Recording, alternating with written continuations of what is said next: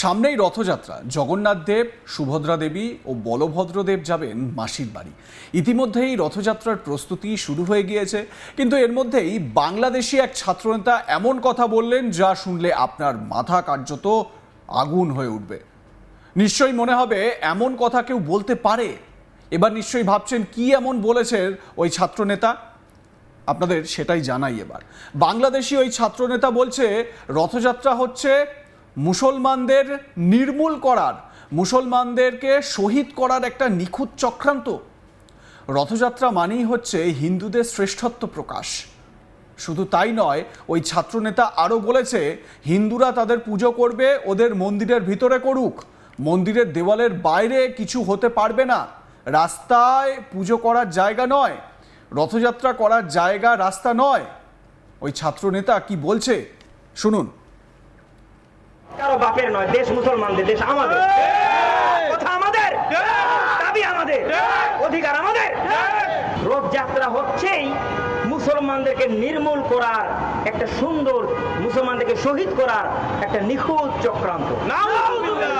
আমরা খবর পেয়েছি, নিশ্চয়ই গোয়েন্দার লোকেরা জানেন, জেনে চুপ থাকলে আপনাদের গুনাহ হবে। এই কলকাতা থেকে রথযাত্রার মাস্টার প্ল্যান করা হয়েছে এবং এখানে বিগত ফ্যাসিস্টের লোকেরা কেউ টাকাও ঢেলেছে। ডোন্ট মাইন্ড, সত্য কথা বললে সবার গায়ে লাগে। হাদিস শরীফে চাল হাক্কুম মুরুন, সত্য হলো তিতা। আমরা কারো দলাদলি করি না, আমরা সত্য কথা বলবো, তিতা লাগুক আর মিঠা লাগুক। দেশ কারো বাপের নয়, দেশ মুসলমানদের, দেশ আমাদের, কথা আমাদের, দাবি আমাদের, অধিকার আমাদের। কোন বাটপারি চলতে পারে না।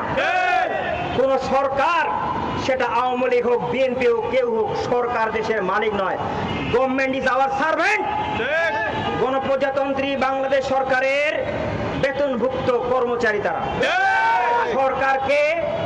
সরকার হচ্ছে এই পাবলিক স্টেটের পরিচালনার দায়িত্ব দেওয়া হয়েছে, মালিকানা দেওয়া হয় নাই।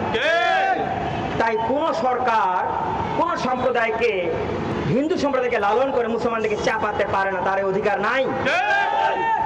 দেখুন, এই রথযাত্রা করা হবে আগামী 16 জুলাই, 128 জায়গা থেকে করা হবে। এই রথযাত্রা করে মসজিদের সামনে সামনে গান বাজনা বাজানো হবে, বক্তব্য দেওয়া হবে। যদি মুসলমান প্রতিক্রিয়া করে তাহলে হিন্দুর গুটি লাল, হিন্দু জিতে গেল। মানে কি? মুসলমানদেরকে তাচ্ছিল্য করবে, অবমাননা করবে, মুসলমান মুখ বন্ধ করে থাকবে, তাহলেও হিন্দু জিতে গেল। আর যদি মুসলমান প্রতিক্রিয়া করে, তখন এদেশে জঙ্গি, সন্ত্রাসী ট্যাগিং দিয়ে দিয়ে মুসলমানদেরকে গ্রেফতার করা হবে, পুলিশরা গ্রেফতার করবে, সরকার গ্রেফতার করবে। এই বাটপারি কতদিন চলবে? আমরা বলি, বিচারক তোমার বিচার হবে জনতার আদালতে, শাসক তুমি শাসিত হবে জনতার হাতে। তুমি জনতার গোলাম, মালিক নও। কোন ব্যক্তির অধিকার নেই, ক্ষমতা নেই মুসলমানদের অস্তিত্বে আঘাত আনে। রথযাত্রা হতে পারবে না। এই 144টি মূর্তি দিয়ে একটা মন্দির বানাতে হবে, 82 ফিট হইতে হবে, 10-11 তলা সমান। এগুলা চুলকানি দেন কেন? ভারতে এত বড় রামের মূর্তি নাই, বাংলাদেশে কেন? এগুলো হচ্ছে মুসলমানদেরকে খোঁচা দিয়ে, গুতা দিয়ে মুসলমানদেরকে সন্ত্রাসীপনায় লাগিয়ে দেওয়া। তারা সন্ত্রাসীপনা করবে, মুসলমানরা এর নির্মম শিকার হবে। নাউজুবিল্লাহ। আমরা ঘোষণা করতে চাই, হিন্দুরা তাদের পূজা করবে, নাচবে না, গাইবে না, মদ খাবে না, গলাগলি করবে, ওদের মন্দিরের ভিতরে করবে। মন্দিরের দেয়ালের বাইরে কিছু হতে পারবে না। রাস্তায় রাস্তায় রাস্তায় পূজা করার জায়গা নয়। স্কুল, কলেজ, বিদ্যালয়ে শিক্ষার জায়গা, পূজার জায়গা নয়। রথযাত্রা করার জায়গা রাস্তা নয়। রথযাত্রা মানে কি জানেন? রথযাত্রার ব্যাকগ্রাউন্ড কি, ইতিহাস কি? রথযাত্রা হচ্ছেই মুসলমানদেরকে নির্মূল করার একটা সুন্দর, মুসলমানদেরকে শহীদ করার একটা নিখুঁত চক্রান্ত। রথযাত্রা মানেই হচ্ছে হিন্দুত্বের শ্রেষ্ঠত্ব প্রকাশ। এখন বলুন, জমিন কার, হিন্দুর না মুসলমানের?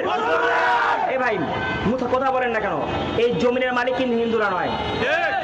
আমার সংগ্রামী কাজী আহমদ ভাই বলে গেছেন, ইনসাফ কায়েম ছাত্রদল জনতা সংগ্রামী নেতারা বারবার উচ্চারণ করেছে, এই ভারতীয় উপমহাদেশ সারা দুনিয়ার জমিনের মালিক মুসলমান। ব্রিটিশেরা চিরস্থায়ী বন্দোবস্ত করে ব্রিটিশদের আরদালি হিন্দুদেরকে 100 বছর পরে 1800 সালের পরে জমি বরাদ্দ দিয়ে হিন্দুদের জমিদার বানিয়েছিল। এই টোকাই হিন্দুরা জমির মালিক ছিল না। তাই এই জমিনে, মুসলমানের জমিনে মুসলমানদের উৎখাত করে জুলুম করা হবে, তা বরদাস্ত আমরা করব না। শুনলেন তো বাংলাদেশি ছাত্রনেতার একেবারে গরমাগরম বক্তব্য।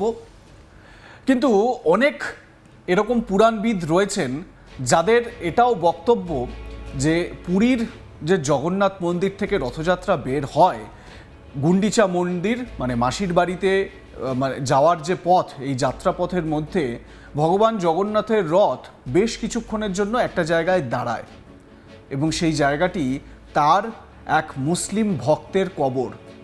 সেইখানে সেই মুসলিম ভক্তকে নাকি প্রত্যেক বছর নিয়ম করে দর্শন দেন ভগবান জগন্নাথ দেব, এটাই কিন্তু কথিত রয়েছে। এবং সেই মতো আজও পুরীর জগন্নাথ মন্দির থেকে প্রত্যেক বছর যে রথযাত্রা বের হয়, তার সেই মুসলমান ভক্তের কবরের সামনে রথযাত্রা কিছুক্ষণের জন্য দাঁড়ায়। ভগবান জগন্নাথের ইচ্ছা এটাই যে সেইখানে তিনি তার মুসলিম ভক্তকে দর্শন দেবেন, তারপর তিনি রথ নিয়ে এগোবেন। আর সেখানে বাংলাদেশে এই গোবর পড়া মাথায় কি শেখানো হচ্ছে, কি বলা হচ্ছে শুনলেন তো আপনারা। অতীতে বিভিন্ন সময় বাংলাদেশে হিন্দুদের উপরে নির্যাতনের অভিযোগ উঠছে, এমনকি হিন্দুদের মন্দিরেও উঠেছে হামলার অভিযোগ। আর এবার তো এই ছাত্রনেতা রথযাত্রাকে কেন্দ্র করে কার্যত ওপেন থ্রেট দিয়ে দিলেন।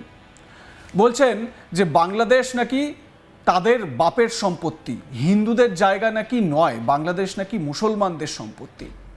তারপর বলছেন যে রথযাত্রা হচ্ছে আসলে নিখুঁতভাবে একটা পরিকল্পনা হিন্দুদেরকে শেষ করে দেওয়া, মুসলমানদেরকে শেষ করে দেওয়ার, এটা হিন্দুদের নাকি একটা পরিকল্পনা। কিভাবে এই কথাগুলো বলছেন এবং কিভাবে এই বিষয়গুলোকে বাংলাদেশে বলতে দেওয়া হচ্ছে সেটা নিয়ে আরও আশ্চর্য। দেখুন, এতে কোনো আশ্চর্যের জায়গা নেই। শেখ হাসিনার সরকারের পতন হওয়ার পর থেকেই বাংলাদেশে মৌলবাদী তত্ত্ব যে সক্রিয় হয়ে উঠেছে, আর এই ধরনের হিন্দু বিদ্বেষী ভাব যে সেখানে সেই সময় থেকে তৈরি হয়েছে, সে কথা আলাদা করে আর বলার অপেক্ষা রাখে না।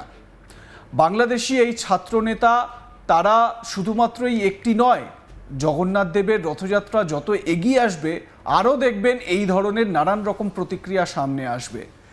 কিন্তু যেটা ভারতের দেখার বিষয় সেটা হচ্ছে যে বাংলাদেশের যে নির্বাচিত সরকার গণতান্ত্রিক উপায়ে, তাদের বক্তব্য কী, তাদের স্টেটমেন্ট কী, সেদিকে নজর রাখা ভীষণ রকম জরুরি। লাইক, কমেন্ট, শেয়ার করে আপনাদের মতামত জানান। দেখতে থাকুন আজ তাক বাংলা, সাবস্ক্রাইব করুন আমাদের ইউটিউব চ্যানেলটি।